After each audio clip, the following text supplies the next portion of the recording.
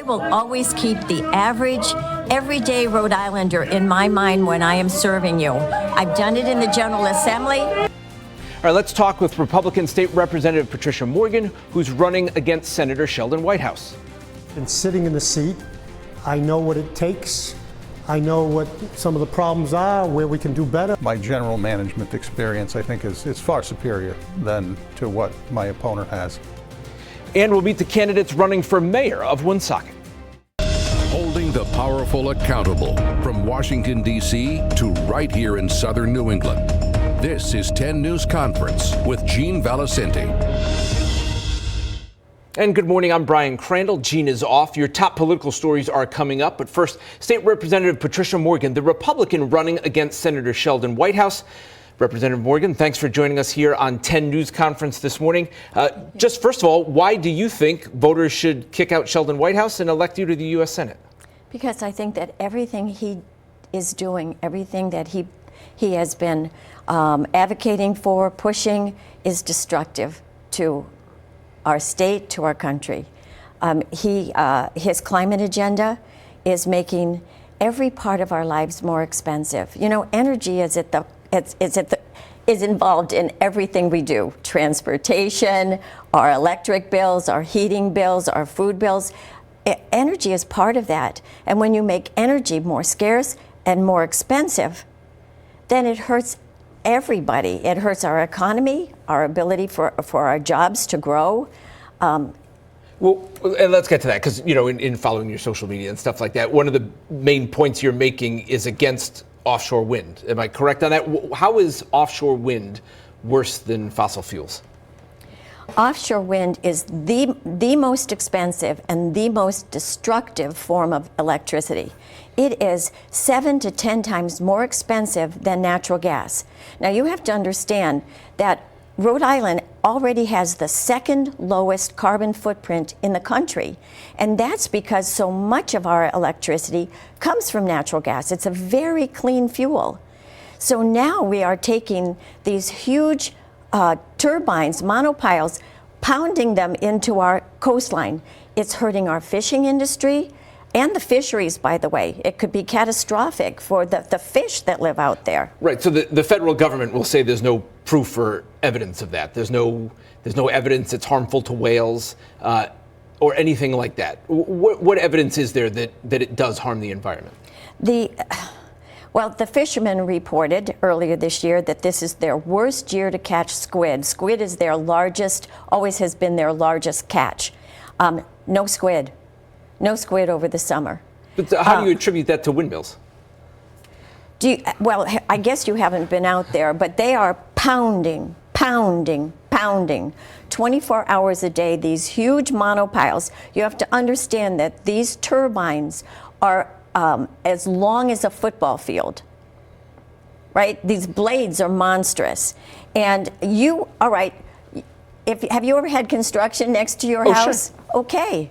What does your head feel like at the end of the day? You got a headache, right? With whales and marine mammals, it's even worse because they use their sonar, their hearing mechanism to guide them through the water. You're making them deaf. So is your answer to energy more natural gas? It's a transition fuel. There are other ideas that are coming forward.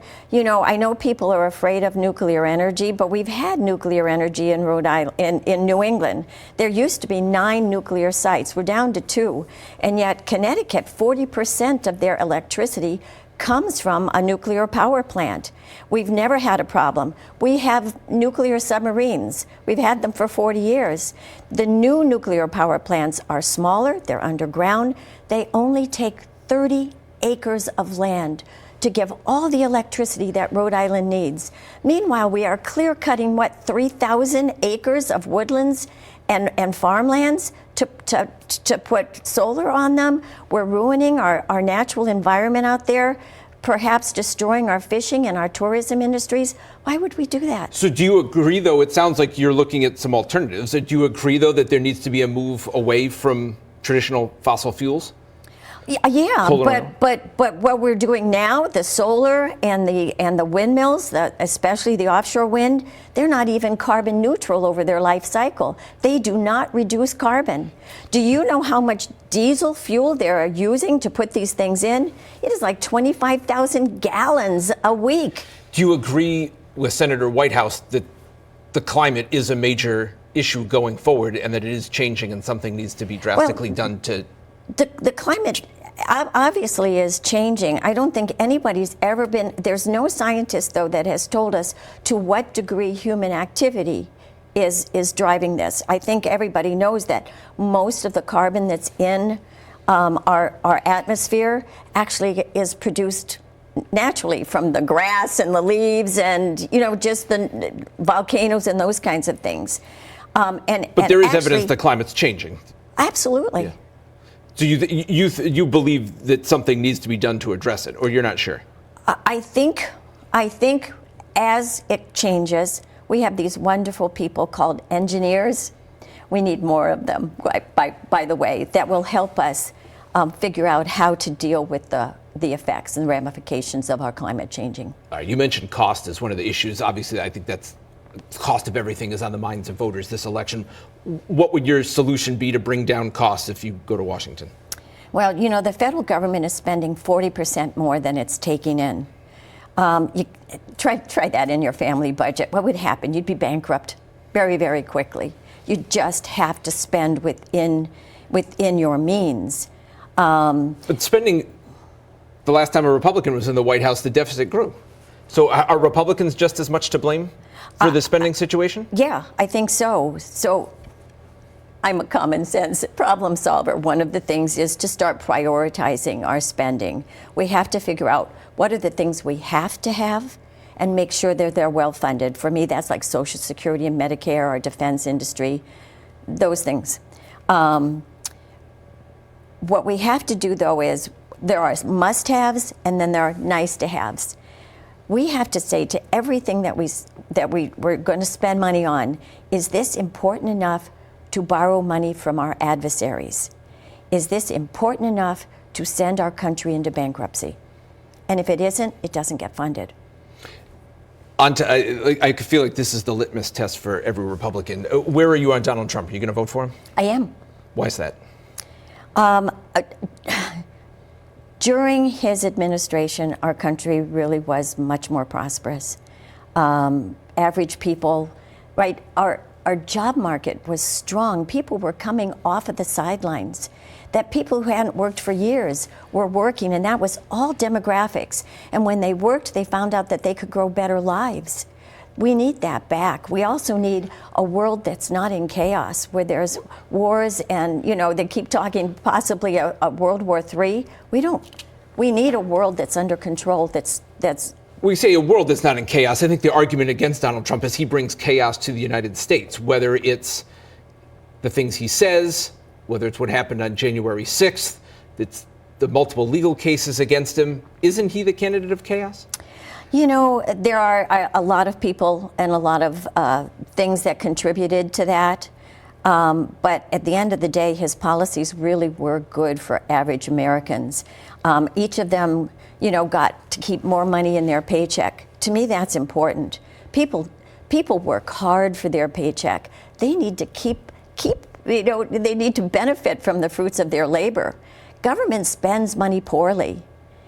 People spend it wisely. So let's make sure that average people get to keep more of the money they make. Do you believe that the legal cases against him are the weaponization of the government, as his supporters, some of his supporters will say, that the government's out to get him? I think and that he didn't do anything wrong? I think it's been proven that I mean, even the one that he was convicted of, they had to pass a law in the New York Assembly to allow this woman to sue him for something she said happened 20 years ago. Right. But a jury agreed with her. Yeah. Yeah, so that was a civil jury. All right, if he loses the election and you were in Washington, would you certify the results? Yeah. Okay. Do you believe there was any, do you believe him that he still doesn't think he lost the last election? I think he lost. Okay.